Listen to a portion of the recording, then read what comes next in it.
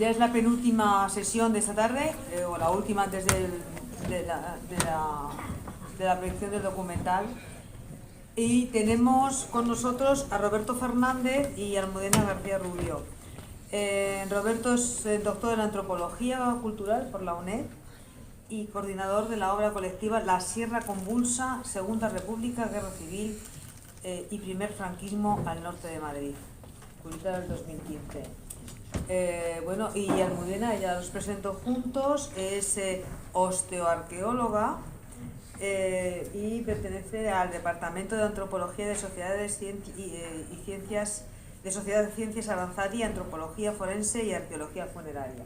Entonces, además ha sido la que ha dirigido las excavaciones de Colmenar Viejo, ¿no? Que han tenido pues realmente por lo menos un seguimiento por los medios de comunicación. Decíamos esta mañana la importancia que tiene que la memoria histórica, el conocimiento de todos estos hechos impregnen los libros de texto, pero también impregnen la sociedad, todos los estamentos de la sociedad. Entonces, bueno, afortunadamente las excavaciones de Colmenar Viejo han tenido eco en la sociedad y en los medios de comunicación. Así que no les entretengo más porque tenemos que acabar en torno a las 7, 7 y 5, para poder 7 y 6 proyectar el documental. Vale, chicos, pues venga, al ataque. Bueno, buenas tardes. No hace falta controlarlo, porque soy Bueno, buenas tardes a todos, gracias por estar aquí con nosotros. Unas jornadas muy interesantes, la verdad que para nosotros es un placer estar con vosotros. También vamos a estar la semana que viene en Getafe, con muchos de los que están aquí van a estar en Getafe. Os invito también a ir a estas jornadas y bueno, pues la única forma, creo yo, que una de las formas de poder avanzar en esta situación que ya se ha explicado aquí bastante esta mañana. El motivo ahora de la fosa de Colmenar, bueno, pues va a ser un poco de todo lo que hemos estado hablando, pero bastante general. Bueno, vamos a entrar en temas muy locales y el interés que os puedo transmitir es un poco la situación de la represión franquista en esta zona de la antigua provincia de Madrid, ¿no? En el sentido de que, bueno, pues que Colmenar Viejo, el día 28 de marzo del 39, cuando entran y ocupan, como ellos mismos decían, las tropas franquistas, todos los pueblos de la Sierra de Madrid, camino a Madrid, cuando ocupan este territorio, pues inmediatamente lo que hacen es mover las fichas para realizar la represión. O sea, no es lo primero que hacen. Y una de las primeras cosas que hacen es destituir al ayuntamiento republicano del pueblo en concreto y imponer una comisión gestora franquista, compuesta curiosamente en muchos casos por familiares de personas que habían sufrido la represión republicana. Y entonces, claro, estas personas que entraban como nuevos alcaldes, nuevos concejales, estaban sedientos de venganza más que de otra cosa. Entonces, Colmenar Viejo es una de las cabezas de partido de la Policía de Madrid y ahí se instala el Tribunal Militar franquista. Se instala en Torrelaguna, Colmenar Viejo, San Lorenzo de Escorial, que es la zona norte, luego Madrid, evidentemente, Alcalá de Henares, Aranjuez y Getafe, que son las cabezas de partido judicial donde se instala la represión franquista. Bien, una vez que se instala, como decía, el día 28, el primer fusilado es el 16 de abril, o sea, fijaros, del 28 de marzo al 16 de abril hubo Consejo de Guerra, o sea, hubo primero, Consejo de Guerra, hubo arresto, te voy a explicar cómo son los arresto, celebración del Consejo de Guerra y fusilamiento, o sea, 16 días después, o sea, tenía una prisa tremenda. Bien, entonces, la represión pues empieza por ahí. Todos los consejos de guerra empiezan por una denuncia, si no, no hay consejo de guerra. O sea, se inicia por una denuncia que normalmente es un vecino que se acerca al ayuntamiento, al local de la Guardia Civil si lo hubiere, o en Falange, si también se lo hubiera, y se acerca y denuncia a fulano, a fulano, a fulano. Inmediatamente le arrestan a esa persona, van a por él, le arrestan y le llevan a los calabozos del ayuntamiento. En este caso, por ejemplo, si hablamos de Soto, pues arrestan a las personas denunciadas y les llevan al ayuntamiento, o sea, a los calabozos del ayuntamiento. Y ahí le hacen el primer interrogatorio, el primero. Ese primer interrogatorio suele ser importante porque el juez militar lo va a utilizar como elemento fundamental para luego juzgarle en el segundo tramo de la operación, que es cuando ese preso que está aquí en Soto, por ejemplo, 2 o 3 días, ya le trasladan a la cárcel de Colmenar Viejo, como cabeza de partido, como decía, ¿no? Y esa información es la que va a utilizar el juez. A Colmenar Viejo, evidentemente, entonces se acercan y llevan los presos que hayan pasado por esa denuncia de Hortaleza, de Fuencarral, San Sebastián de los Reyes, el Molar,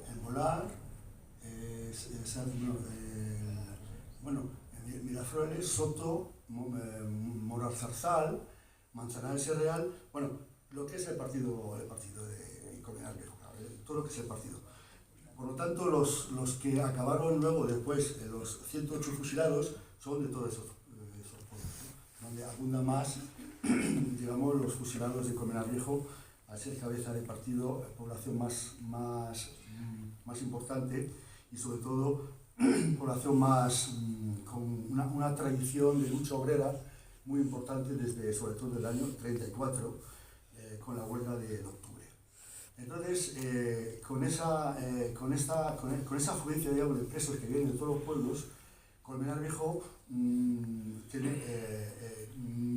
tiene que abarcar, tiene que ocupar muchos edificios porque no hay suficiente espacio para todos los presos.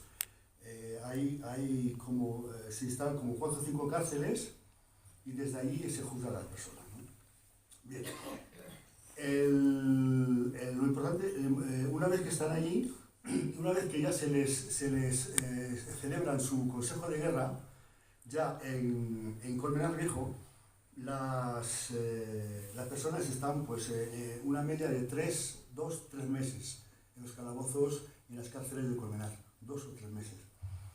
Se celebra el consejo de guerra y ahí ya el dictamen ya puede ser desde el fusilamiento hasta la absolución, ¿no? O sea, la liberación. Pero esos 3 meses sí que ha estado esta persona encarcelada, sufriendo todas las penurias que puede haber en una cárcel, ¿no? Sobre todo en ese momento que estaban totalmente abarrotadas, ¿no? De gente, ¿no? Bien, entonces, una vez que ocurría esto,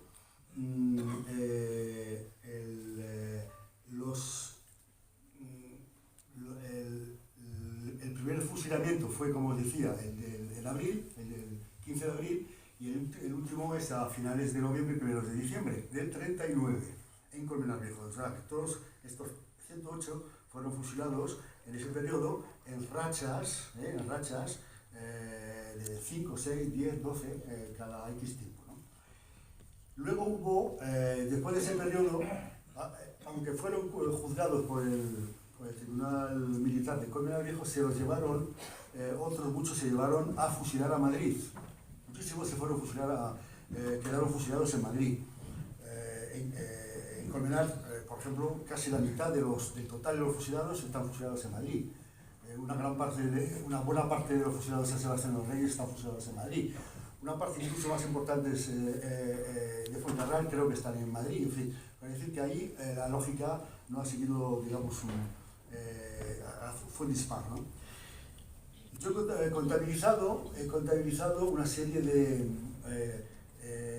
según el registro del Ministerio, del Archivo Militar, unos 600 consejos de guerra producidos por el Consejo la plaza del Tribunal Militar de Colmenar Viejo.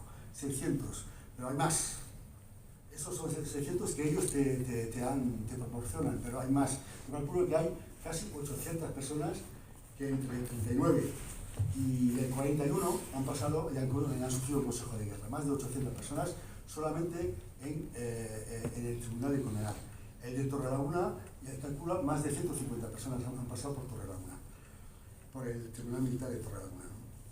Entonces, siguiendo con un poco la pauta esta, y ya voy a acabar porque realmente lo que interesaba es explicar y hacer una introducción de lo que ha pasado en Colmenar para que Almudena siga un poco con el proceso, hablaré un poco de Soto. Soto, o sea, Chozas de la Sierra, como así se llamaba en ese momento. Chozas, evidentemente las tropas llegan aquí el día 28 y arrestan. Una de las personas que más arresta, que más denuncian es Palomino. Palomino fue una persona ubicua, porque fue una persona que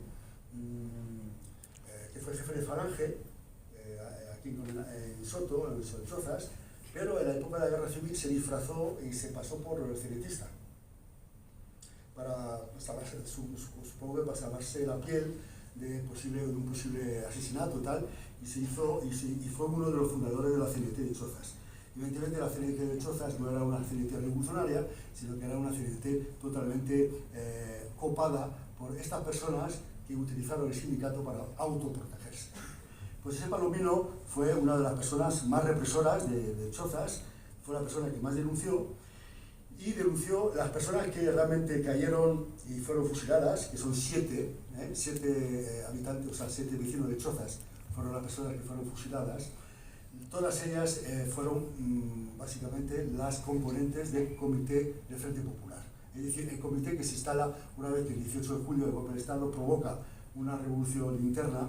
Ese comité de Frente Popular está compuesto por 8 o 9 personas, de los cuales 7 serán fusilados y eran todos miembros de la UGT, en el 36, ¿no? Eran todos miembros de la UGT. Y todos ellos tuvieron la gran responsabilidad de gestionar, de solucionar los problemas que había en Chozas en ese momento. El problema que había en Chozas eran muy diversas, pero básicamente era la presión de Colmenar Viejo, de los milicianos de Colmenar Viejo y los milicianos de Madrid que iban a la sierra, que pasaban por aquí y presionaban muchísimo el comité revolucionario, entre comillas, de Chozas, para que hubiese más represión de lo que había. En definitiva, para acabar, Eugenio Candelas Andrés, que fue alcalde constitucional, no alcalde de los consejos, de los consejos municipales que se crean en la Guerra Civil, que se crean por mayoría de voto en función y se vota en petit comité, no por elecciones. Yo me refiero a que le votaron en el 31. Los vecinos de Soto, de Chozas, le votan. Y este señor, Eugenio Candelas Andrés, fue luego presidente del Comité Revolucionario del Frente Popular y fue de UGT y de PSOE, y fue uno de los fusilados que está en Colmenar Viejo. Siguiente, Alfonso Domingo Maellas, nacido en Guadalix, pero trabajaba aquí en Chozas, también miembro del comité, fusilado en Colmenar Viejo. Todos el 29 de julio. Narciso Cornejo Pérez, otra persona que fue también miembro del comité y también fusilado en Colmenar Viejo. Son 3. Los otros 4 les condenan a muerte por el Tribunal Militar de Colmenar Viejo, pero los fusilan en Madrid. ¿Y quiénes son? Quintín, o sea, de nombre Plácido, pero en el pueblo todo el mundo le llamaba por Quintín Asensio García, con una cantidad de cartas de gente de derechas que le avalaban porque había protegido al cura de Choza, había protegido a muchísima gente. A pesar de eso, le fusilan a Quintín Asensio García. Castro Martín Bírseda, que había nacido en Segovia, pero vino aquí a trabajar en los años 30, cuya nieta vive por aquí cerca y escribió un libro sobre la vida de su abuelo, Castro, también fusilado, miembro del Comité del Frente Popular. Cecilio, paisano tuyo, García Candelas, no tú, Cecilio García Candelas, nacido y vecino de Chozas, también fusilado por ser miembro del comité. Y el último, Félix Barrena García, que también fue vecino de Chozas y fusilado. Bueno, pues con ellos creo que se merece un aplauso, ¿verdad?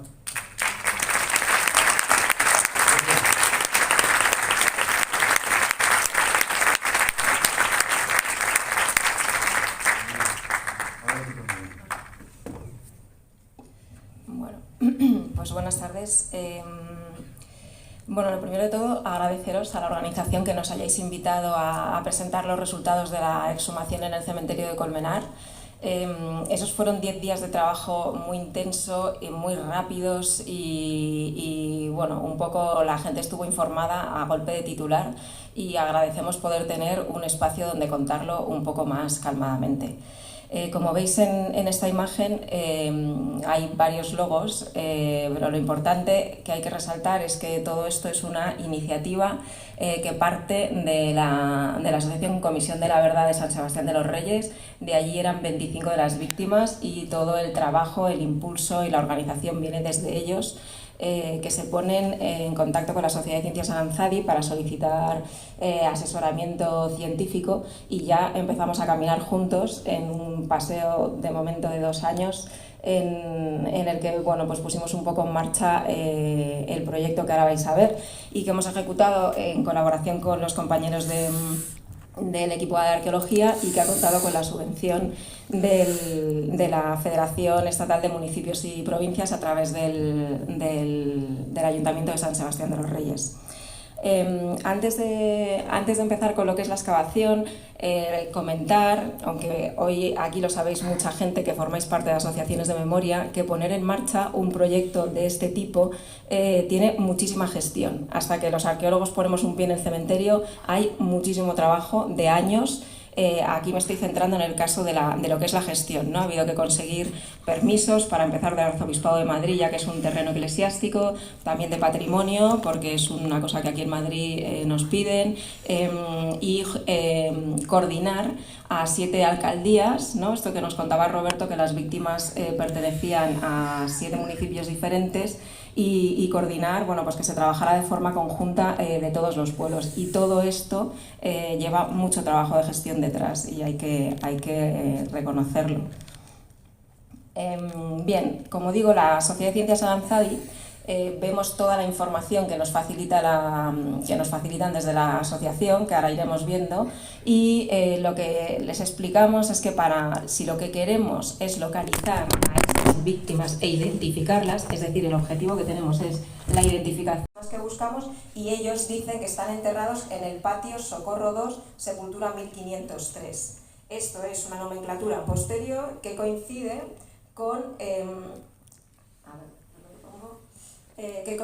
con lo que llamábamos siempre nosotros en la zona no católica, la zona civil del cementerio, y que está localizada en el extremo derecho del cementerio. En esta imagen podéis ver una foto aérea del cementerio en la actualidad. Estas son las 2 zonas donde estarían enterradas las víctimas según los testimonios, porque como os digo, en los libros parroquiales sí que dice que están enterrados en el cementerio, pero no dónde del cementerio, y esa era la gran primera pregunta que teníamos que responder. Pues los testimonios nos decían que estaban aquí, que es el cementerio civil, este recuadrito que veis que es ahora mismo una explanada que está cementada, ese recuadro ahí en esa esquina, y aquí que había un paseo o un pasillo que en el año 39 todo esto no existía, estas sepulturas, y que en esta zona se decía que aquellas víctimas que sí confesaron ante un cura les permitieron ser enterradas en zona católica. Bien, en esta imagen, bueno, es una imagen de los vuelos americanos del año 45-46 con muy poca definición, pero se ve cuál era la forma del cementerio entonces, y aquí podemos ver pues, que esa caseta que veíamos y esta explanada tienen la misma morfología que tienen en la actualidad, ¿no? Que la tendríamos aquí. Aquí en rojo está señalado la forma del cementerio antiguo y veis que las zonas donde habría que mirar pues no han sufrido muchas modificaciones. Bien, la intervención de este verano, pues lo primero que hay que decir es que ha estado completamente condicionada por la subvención que teníamos, que era muy pequeña y que no daba ni mucho menos para ese gran proyecto en 3 fases de arqueología, antropología, genética, era impensable. Simplemente nos planteamos hacer una primera intervención en el cementerio civil, ni siquiera abrirlo todo, sino más o menos una mitad. ¿Era insuficiente? Era insuficiente, pero también es verdad que sabemos que cuando actuamos en un cementerio, por nuestra experiencia de más de 20 años en Aranzadi, muchas de las veces en los cementerios nos dicen ahí estaba la fosa y ya no hay fosas, no las encontramos. ¿Por qué? Porque los cementerios son lugares que han seguido en uso y las fosas desde 39, 36, 37, 39 hasta la actualidad se han movido y se han llevado a los osarios. Entonces dijimos, bueno, pues lo primero es ver si hay algo. En esta vista aérea veis señalizado en rojo el área donde realmente hemos podido intervenir, porque esto de aquí, aunque era una zona de enterramiento en el 39, en el año 88 construyeron una tumba familiar, ahí debajo no podíamos mirar, y esto de aquí es otra sepultura, que en realidad es un cenotafio, es decir, está recordando a 4 de las víctimas que buscamos. Lo levantaron las familias de esas 4 víctimas en los años 70-80 y bueno, pues de momento tampoco nos planteamos desmontarlo para mirar debajo, ¿no? Y entonces nos quedó ese área para trabajar. Os voy a ir enseñando algunas imágenes para enseñaros un poco cómo transcurrieron esos 10 días de trabajo. Lo primero que hubo que hacer fue quitar la primera capa de cemento y hormigón que es moderna, que tiene muy pocos años. Y debajo ya empezaban a salir pues, esos niveles de relleno, unos niveles de relleno, y como veis, pues toda esa tierra que íbamos generando la teníamos que poner en sacas, que sacábamos fuera, ya que el compromiso que teníamos era volver a taparlo todo una vez que termináramos. Y eso, bueno, pues ha sido parte de la logística de la excavación. A medida que bajamos un poco, pues empezamos a ver algunos elementos constructivos, como estas dovelas reutilizadas que están sirviendo de soporte para la tumba del 88, o esta cruz reutilizada, este pequeño pasillo pavimentado que seguramente está haciendo de sujeción del cenotafio. Bueno, algunos elementos, y ya vamos llegando a niveles de uso cementerial.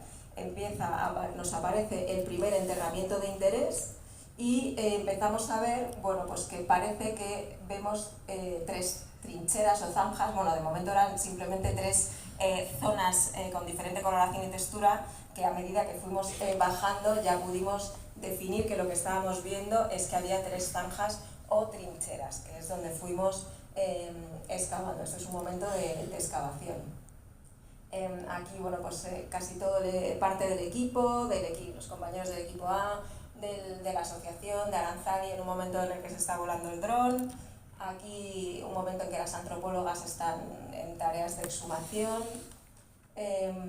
Y bueno, algunos elementos que nos iban apareciendo y que quiero destacar, por ejemplo, algunas concentraciones de huesos desarticulados, típicas de cementerio, que no tienen nada que ver con lo que buscamos, pero allí ha habido enterramientos a lo largo de años que se van moviendo para llevarlos al osario y hacer más hueco, y huesos pequeños van quedando por ahí sueltos y nos encontramos estas pequeñas concentraciones.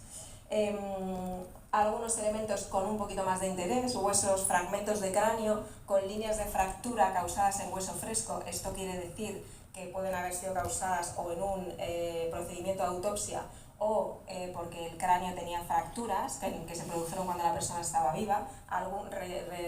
Recuperamos 4 fragmentos de estos, que en su momento no supimos muy bien cómo interpretar, pero los guardamos por si eran de interés. Aquí vemos un enterramiento antiguo, anterior a 1939, que ahora en otra foto lo veréis más claro, y aquí vemos un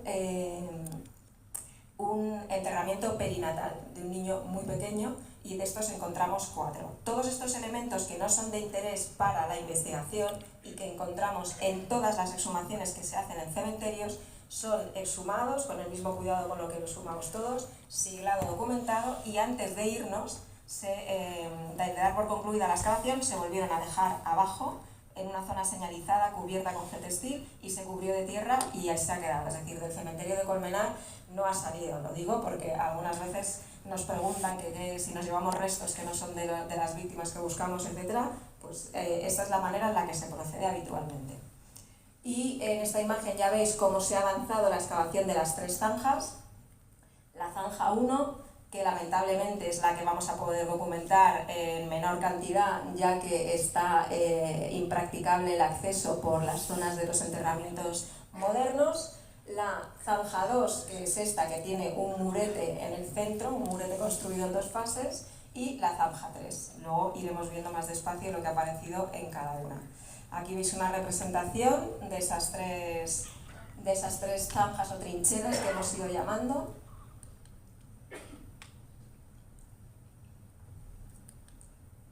Perdón, es que esta pesa mucho porque las fotos no las hice yo, las hicieron fotógrafos profesionales y siempre me pasa esto. Bueno, pues esto es para que veáis un poco cómo fueron 10 días de recibir muchas visitas.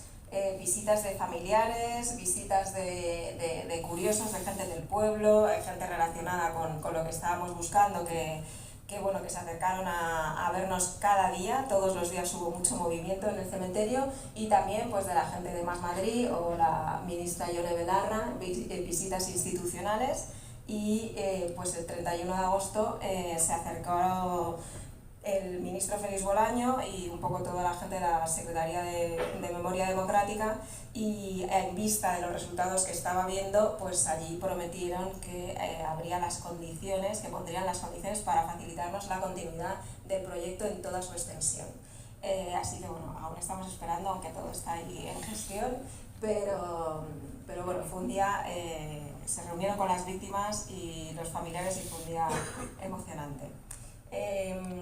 Bien, como digo, terminamos y lo volvimos a rellenar, así es como lo dejamos el día que nos fuimos, y lo que hicimos fue trasladar las cajas a la Universidad Complutense de Madrid, y allí es donde se va a llevar a cabo la segunda fase del proyecto, es decir, el estudio osteológico de los restos exhumados. De momento son los de esta campaña, los de esta primera fase de excavación, y después también tomamos se tomaron, esto no lo he actualizado, son 30, ¿no? Yo puse 23 muestras, son 30 muestras las que están tomadas a día de hoy a familiares de las víctimas para el cotejo genético, que será la tercera fase.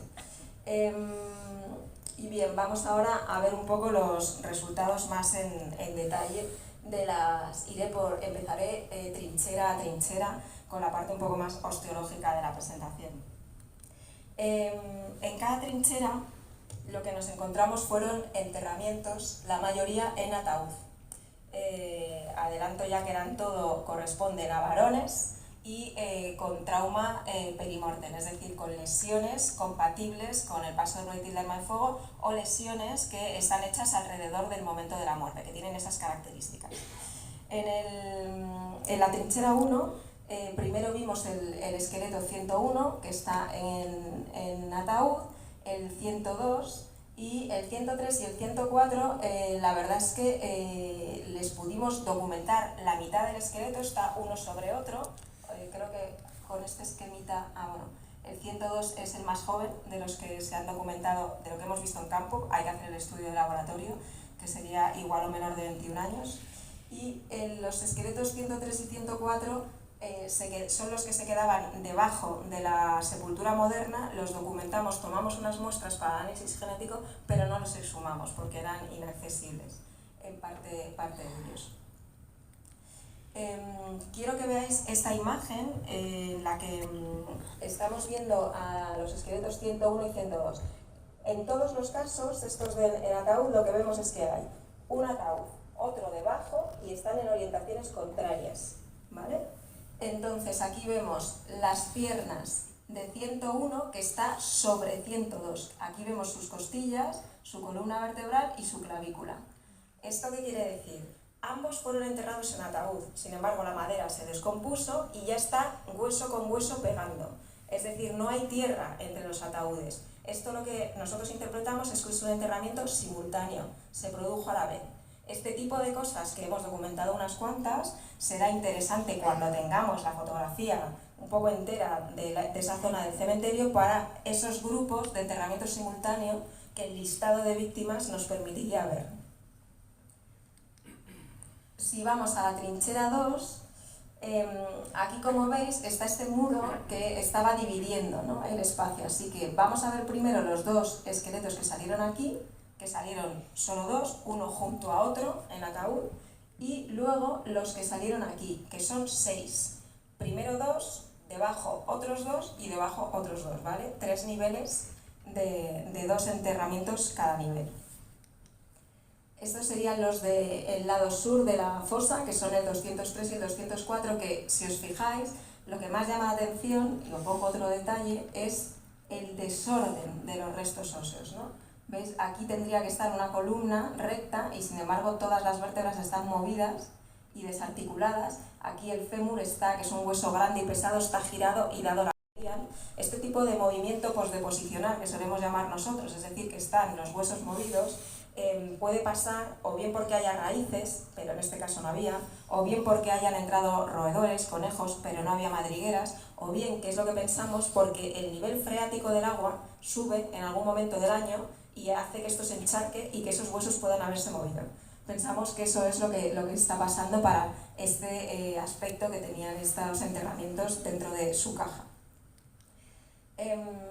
Pasamos a los del otro lado y en el nivel superior tendríamos a los esqueletos 201 y 202, como veis, ¿no? El mismo patrón, uno junto a otro, es decir, enterrados a la vez, uno con la cabeza en un lado y el otro con la cabeza al otro, ¿vale? Siguiendo orientaciones contrarias. Es la manera perfecta de aprovechar el ancho que tiene, es 1 metro de ancho que tienen las trincheras. Es la manera de que quepan los dos ataúdes a la vez.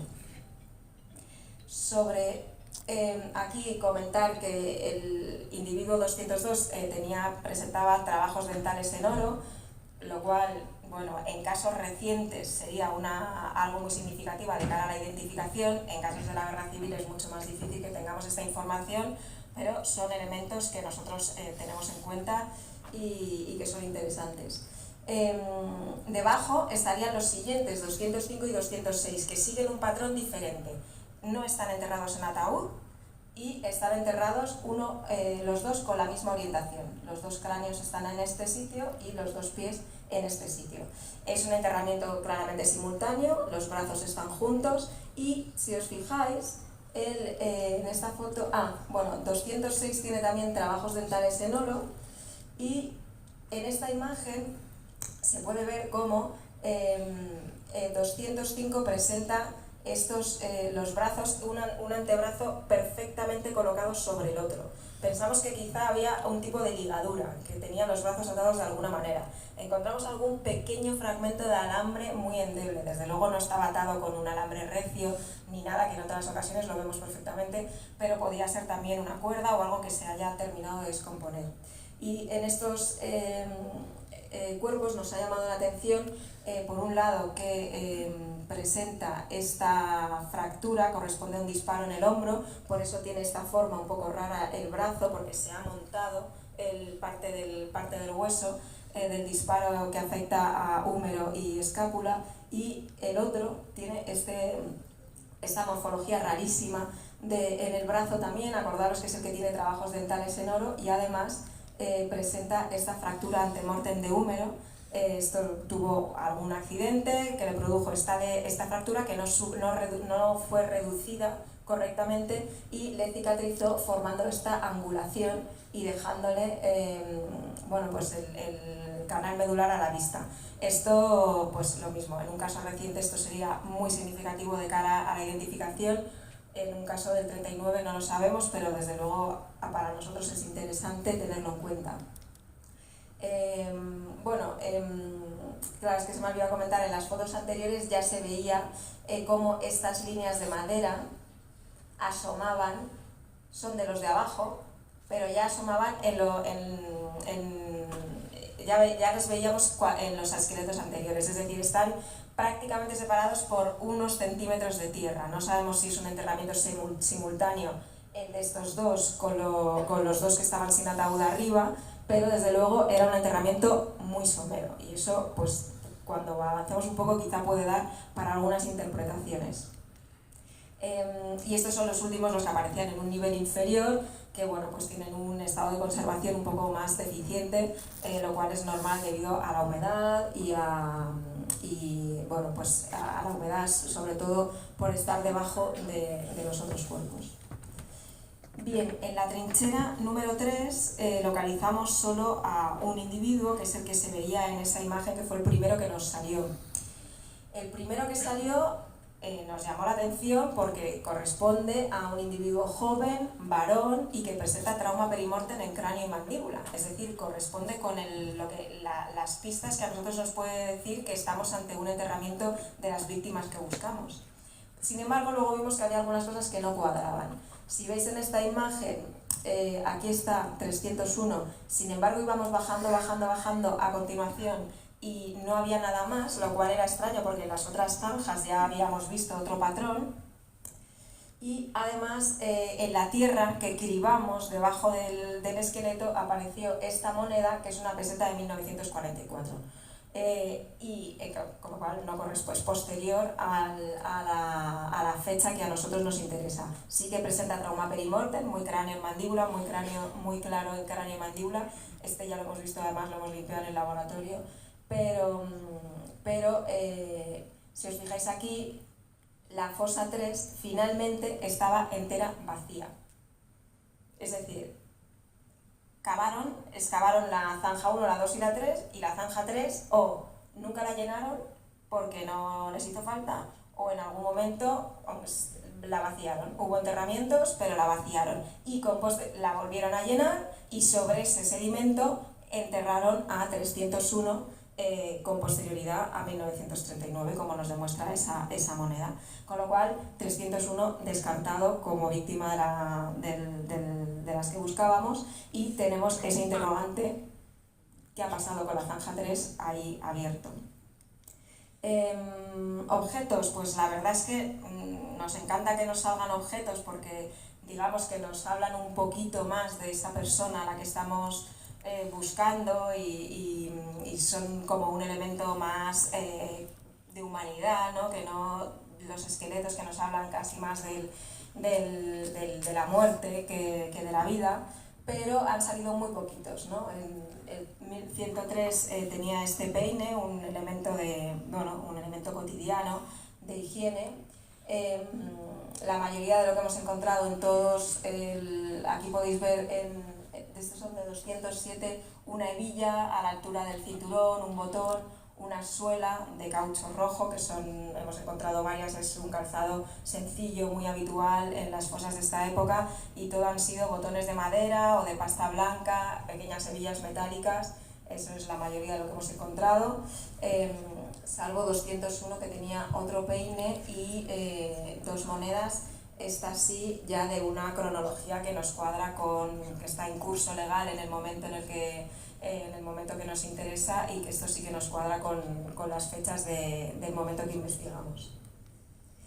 Bien, y luego entre el esqueleto 201 y 202 apareció un casquillo de pistola, un 9 milímetros largo, que bueno, es un arma reglamentaria de las Fuerzas Armadas desde 1921, también usado por la Guardia Civil, de pistola Astra 400, y que hemos encontrado en otros contextos parecidos.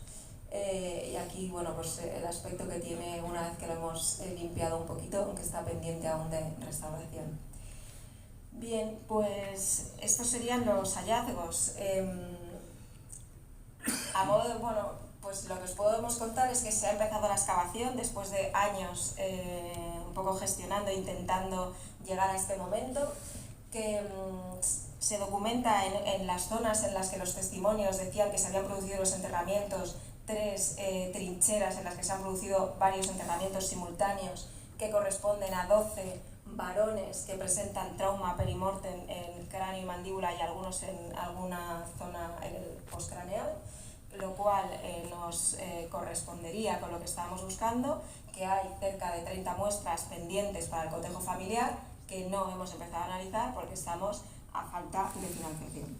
Con lo cual, si este es el esquema con el que trabajamos habitualmente, y hace falta la parte histórica, ya está completa, y luego la parte arqueológica estamos a medias, la parte osteológica estamos empezando y la parte genética ni siquiera hemos empezado.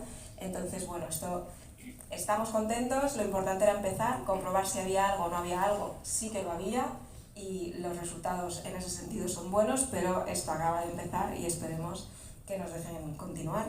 Y termino con la foto del equipo, el equipo de Aranzadi, el equipo de arqueología, todos los compañeros de la Asociación Comisión de la Verdad de San Sebastián de los Reyes.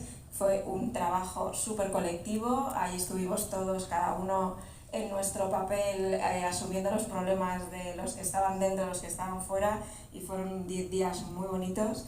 Y bueno, la gente de los otros pueblos también nos facilitó mucho la intendencia. Queremos aprovechar para dar las gracias a todo el mundo y esperemos contaros el año que viene, en las próximas jornadas, muchos más resultados.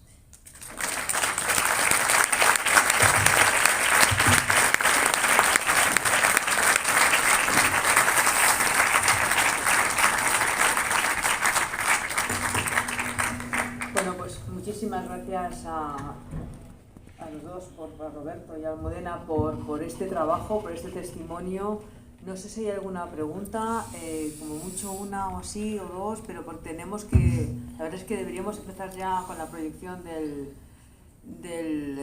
documental y nada, como yo creo que nada más acabar el documental, pues no habrá tiempo para un cineforum o algo parecido. Ya os emplazo a mañana a la misma hora de hoy, a las 10:30, y bueno, pues esperamos contar con vuestra participación a pesar de otras cosas que haya por allí y todo el mundo sabe a qué me refiero.